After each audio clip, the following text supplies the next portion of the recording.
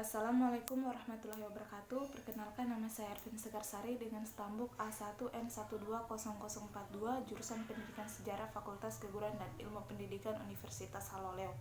Di sini saya akan menjelaskan tentang sejarah Afrika, di mana mencakup beberapa poin penting. Nah, salah satu poin pertama yang saya akan bahas tentang kolonialisme dan imperialisme Barat di Afrika. Nah, langsung saja. Pengertian kolonialisme dan imperialisme yaitu kolonialisme berasal dari kata kolonus yang berarti petani. Nah, pada mulanya petani-petani Yunani itu pindah dari negaranya yang tandus ke daerah yang lebih subur, di mana daerah tersebut itu biasa disebut dengan koloni. Sedangkan kata imperialisme itu sendiri berasal dari bahasa Latin yaitu imperium yang berarti perintah. Istilah tersebut pertama kali digunakan oleh Inggris pada tahun 1870 dan tahun 1855. Dalam perkembangannya, kata imperialisme mengalami perubahan arti dari arti yang semula adalah perintah menjadi hak pemerintah atau kekuasaan pemerintah, dan berubah lagi menjadi daerah di mana kekuasaan pemerintah itu dilakukan. Selain itu, faktor-faktor yang digunakan yang menyebabkan adanya kolonialisme dan imperialisme yaitu ada 4 faktor. Yang pertama, faktor kekuasaan, kedua, faktor ekonomi atau kekayaan, ketiga, faktor ideologi atau agama, keempat yang terakhir adalah faktor militer. Selain itu, penjajahan Spanyol dan Portugal di Afrika juga dibahas, yaitu Spanyol dan Portugis itu sendiri merupakan dua negara Eropa yang merintis pelayaran dan kolonialisasi yang terjadi di Afrika. Hampir 275 tahun Portugis itu menguasai monopoli rute perdagangan di benua Afrika. Keadaan itu mulai berubah ketika awal abad ke-17, di mana pada saat itu bangsa-bangsa Eropa lainnya juga mulai mengincar benua Afrika, sehingga lambat laun kedudukan Portugis akhirnya tergeser. Dengan kedatangan bangsa-bangsa Eropa yang di benua Afrika, maka terjadinya kompetensi antara mereka sendiri. Hal ini pun akhirnya dapat diselesaikan dengan adanya Konferensi Berlin yang membagi wilayah-wilayah yang terdapat di benua Afrika pada negara-negaranya di benua Eropa. Selain itu, Afrika juga pernah dipimpin oleh Spanyol, di mana di bawah pemimpinan Spanyol itu mendapatkan perjanjian Tordesillas, di mana Portugal mempunyai hak untuk menguasai seluruh wilayah Afrika. Akan tetapi Spanyol juga mengalami atau memperoleh daerah koloni di benua Afrika. Nah, bagi Spanyol itu sendiri, daerah koloni yang paling berarti adalah Maroko, karena wilayah tersebut terdapat memiliki jumlah penduduk yang terpadat, yaitu sekitar 1 juta penduduk, di mana pada tahun 1860 setelah Perang Tuan, Maroko menyerahkan Sidi Ifni kepada Spanyol. Selain itu, pada tahun 1911 Maroko dibagi menjadi dua antara Prancis dan Spanyol.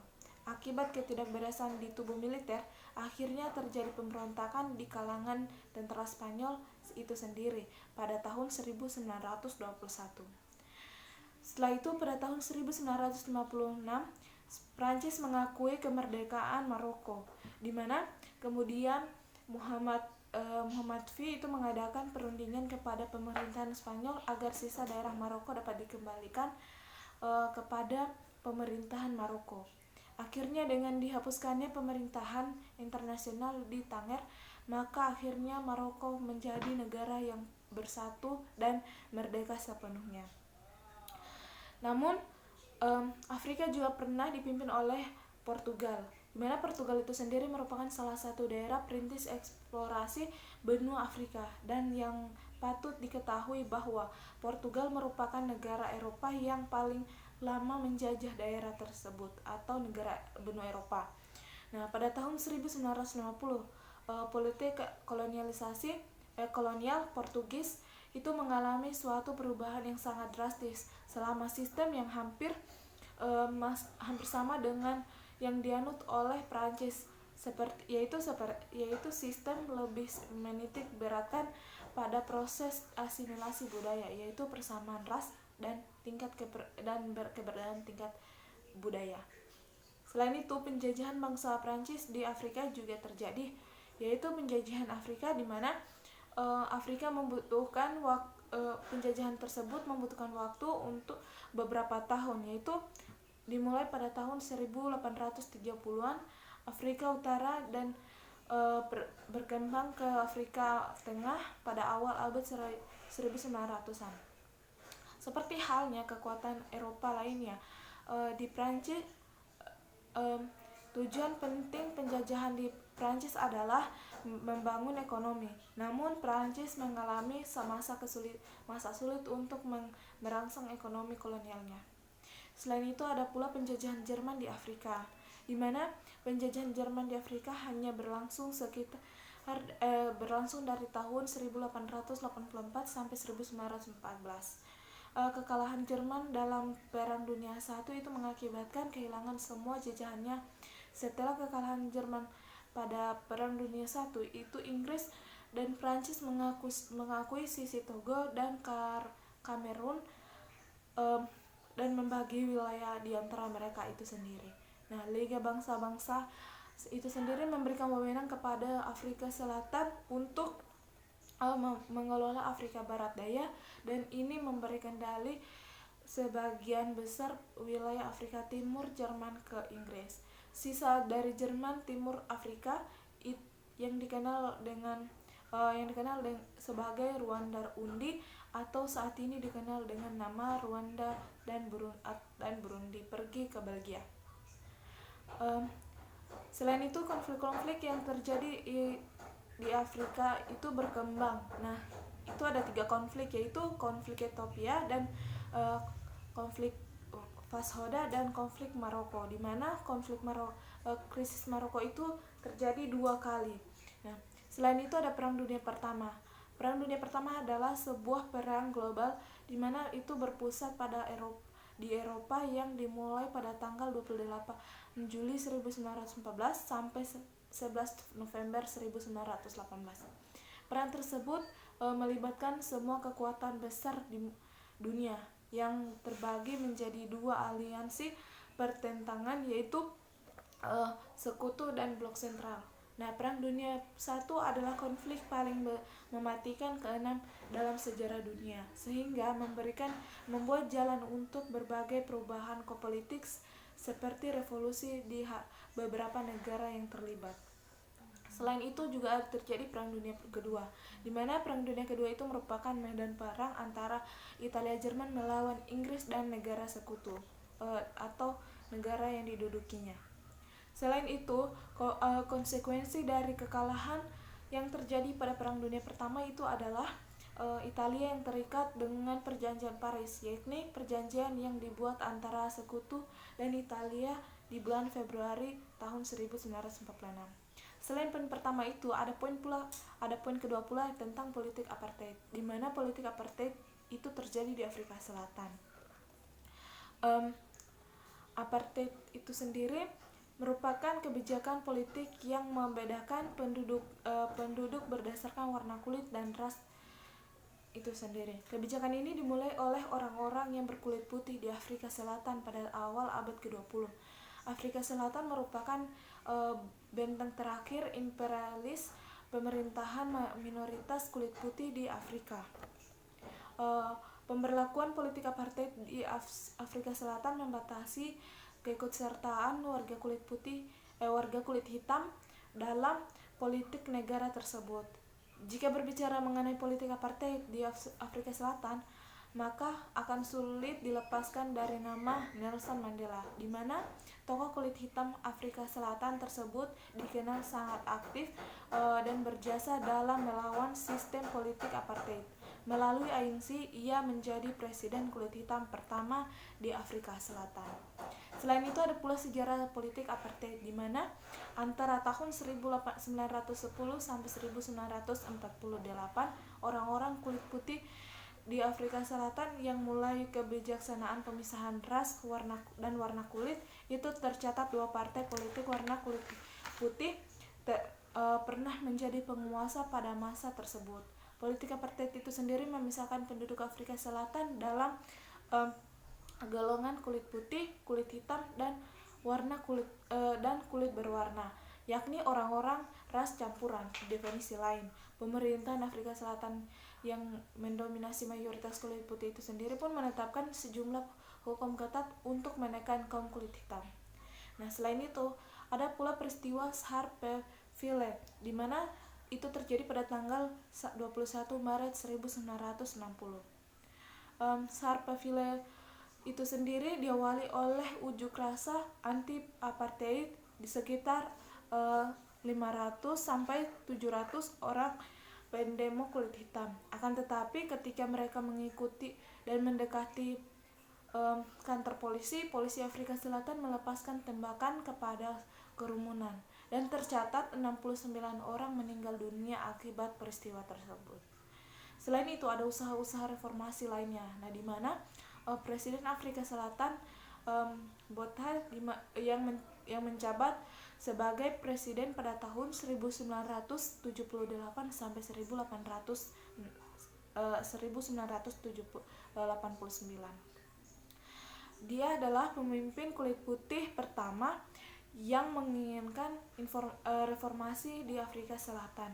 Meskipun ia telah membawa sejumlah perubahan untuk membuat hidup yang lebih adil bagi kulit hitam, namun perubahan besar belum tampak dan dirasakan. Nah, pada tahun 1989, Botha mengundurkan diri dari jabatannya dengan alasan kesehatan yang memburuk, lalu digantikan oleh de Klerk yang memerintah pada tahun 1989 sampai 1994 yang menjadikan pengganti Botha. Pada tahun 1990, de Klerk mengakhiri pelarangan partai politik kaum kulit hitam, termasuk ANC itu sendiri. Nah, dan akhir politik apartheid itu terjadi pada tahun 1992, di mana de Klerk mengadakan referensi yang dikhususkan untuk kaum kulit putih, yang untuk membahas tentang peraturan sebelumnya yang dimana larangan bagi kulit hitam. Nah, dan akhirnya warga kulit putih pun menyetujui untuk menghilangkan politik apartheid. Selanjutnya ada poin ketiga, di mana poin terakhir yang akan saya bahas yaitu tentang perjuangan kemerdekaan negara-negara di Afrika, di mana gerakan kemerdekaan Mesir yaitu pertama adalah awal sejarah Mesir, di mana Mesir adalah negara tertua di dunia, yaitu sejak runtuhnya Raja Firaun. Dalam bidang agama, Mesir itu sendiri juga merupakan negara di mana yang dikenal dengan Islam yang sangat kuat. Salah satu yang dapat menunjukkan kebesaran Islam di Mesir adalah adanya universitas yang sangat terkenal sampai sekarang ini, yaitu Universitas Al-Azhar.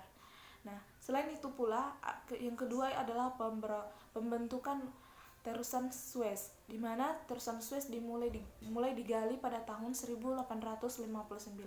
Proses penggalian tersebut pun ternyata memakan waktu selama 10 tahun dan baru selesai pada tanggal 17 November tahun 1969.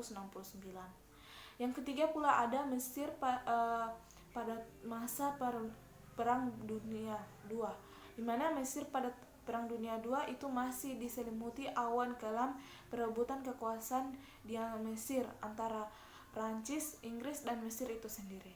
Setelah munculnya Jenderal Najib, maka pada saat itulah revolusi sosial di Mesir dimulai dan memulai kemerdekaannya. Selain itu pula ada gerakan kemerdekaan Tunisia, di mana Tunisia itu sendiri merupakan suatu negara yang di Afrika bagian utara yang selalu ingin merdeka penuh. Setelah usaha-usaha yang dilakukan selalu gagal, maka pada tahun 1952 Tunisia membawa masalah sengketa dengan Prancis ke PBB. Dengan perjuangan yang sangat keras, Tunisia akhirnya mencapai kemerdekaan pada tahun 1956 dalam sidang PBB. Selain itu, ada pula gerakan kemerdekaan Maroko, di mana sebagai negara protektorat, tentunya Maroko ingin mendapatkan sebuah kemerdekaan penuh setelah melakukan perjuangan dengan berbagai cara. Akhirnya pada tahun 1955 Prancis mengizinkan Sultan Maroko Muhammad V kembali memakai gelar raja hingga wafat pada tahun 1961. Selain itu, pergerakan kemerdekaan Sudan pun juga terjadi, di mana setelah datangnya Inggris ternyata membuat Sudan sebagai daerah rebutan Inggris dan Mesir itu karena memang letaknya yang sangat strategis. Nah, setelah terjadinya keributan yang itu, maka muncullah tokoh Sudan, yaitu Jenderal Najib yang berhasil menggulingkan Raja Farouk dan pada tanggal 1 Januari tahun 1956 sudah mendapatkan kemerdekaan penuh. Akan tetapi, walaupun sudah merdeka penuh, tetap tidak bisa meredakan suasana panas di Sudan karena masih terdapat pertikaian antara Sudan Utara dan Sudan Selatan. Selain itu pula ada gerakan kemerdekaan Aljazair, di mana Aljazair itu sendiri merupakan daerah yang penduduk orang barbar. Namun demikian ditaklukkan oleh orang